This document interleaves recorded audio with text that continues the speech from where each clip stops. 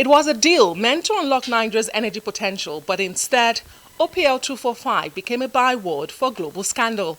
In 2011, oil prospecting license 245 was sold by Malibu Oil and Gas to Shell and ENI for $1.3 billion, one of Nigeria's richest offshore oil blocks. But the money didn't go to the Nigerian people. It was routed through a shell company linked to former officials. Mohammed Bello Adoke, Nigeria's former Attorney General under President Goodluck Jonathan, was charged with corruption and money laundering during the Buhari administration. He denied wrongdoing and was later discharged and acquitted by courts in Nigeria, with similar cases collapsing in Italy and the UK. Now, Adoke is back with a book and a message. In OPL 245, the inside story of $1.3 billion oil block, he describes the litigation as a monumental waste of resources and says the case became as lucrative as the OPL itself for lawyers and their allies. The OPL 245 prosecution revealed disturbing incidents of connivance, conspiracy to pervert the course of justice, and downright suppression of exculpating evidence to secure a conviction at all costs.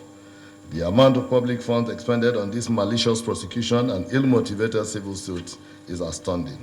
Nigerian taxpayers should not be made to carry such a needless body. The investigators and prosecutors of the EFCC, in the bid to satisfy their paymasters, equally disregarded subsisting court orders, suppressed evidence, and intimidated witnesses to lie on oath in a desperate effort to try to secure a conviction. Vice President Shettima, who reportedly encouraged Adoke to return to Nigeria from exile, used the occasion to call for greater openness from public servants.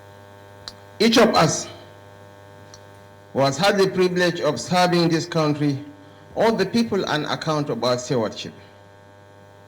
Our stories are not ours alone. They belong to the nation. There is no doubt that those named in this book will tell their own side of the story. That indeed is how history finds its balance. Every witness must speak. Every accused person must speak. Book reviewer and Arise News anchor Dr. Reuben Abati, who once served in the same administration as Adoke, says the memoir is as much about vindication as it is about institutional failure.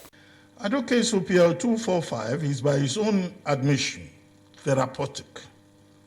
A book that needed to be written to set the record straight for posterity and to clear his name through a documentation of facts and circumstances. This author is very clear in stating that the politicization of OPL 245 was caused by former President Olusegun Obasanjo, and I quote, who woke up one morning and set OPL 245 on fire.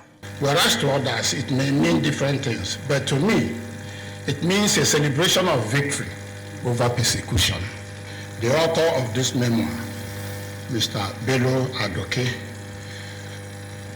he was hunted across the globe, but today he's alive, he's healthy, he's here to tell his story. Among those present, former governors, ministers and allies, although prosecutors in multiple countries ultimately found no evidence of corruption, Adoke says the damage to his reputation, his family and his business has been done. He accuses both Nigerian and international institutions of what he calls clinical persecution. The OPL 245 saga exposed deep cracks in Nigeria's oil governance and justice system. Whether this book begins to heal those wounds or simply reopens them will depend on how the public and the state choose to respond. Adesoa Omoran, Arise News.